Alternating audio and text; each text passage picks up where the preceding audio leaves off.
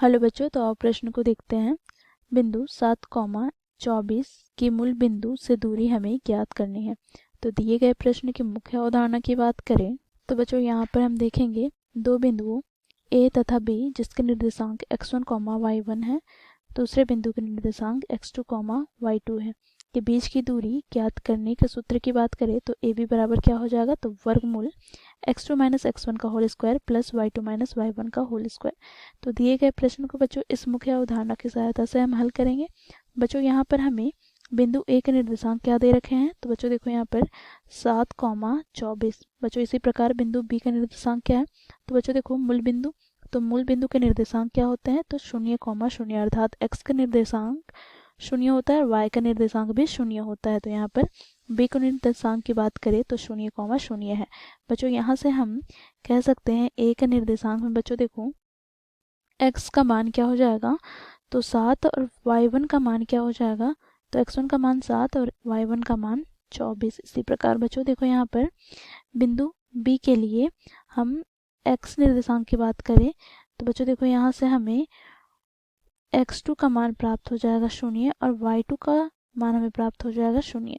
अब बच्चों देखो यहाँ से हम ए बी के बीच की दूरी ज्ञात करते हैं दूरी सूत्र का प्रयोग से, जो कि हम लोगों ने मुख्य अवधारणा में देख रखा है। तो यहाँ से हमें क्या प्राप्त हो जाएगा, तो बच्चों देखो वर्गमूल x2 माइनस x1 का whole square plus y2 minus y1 का होल स्क्वायर। बच्चों देखो यहाँ से हम मान रखेंगे तो यहाँ से बच्चों देखो वर्गमूल x2 का मान क्या होगा, तो यहाँ से x2 का मान 0 है और x1 का मान 7। तो यहाँ से बच्चों देखो यहाँ हमें प्राप्त हो जाएगा 0 माइनस 7 का होल स्क्वायर प्लस y2 का मान 0 माइनस y1 का मान कितना है, तो देखो यहाँ पर 24 का होल स्क्वायर। अब बच्चों देखो यहाँ से हम इसे हल करेंगे तो वर्गमूल यहाँ पर बच्चों देखो -7 का स्क्वायर प्लस -24 का स्क्वायर।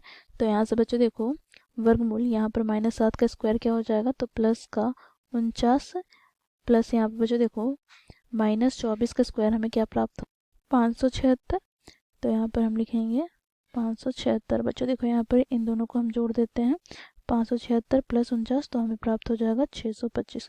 अब बच्चों देखो 625 को हम वर्गमूल से बाहर निकालेंगे तो हमें प्लस माइनस 25 प्राप्त होगा।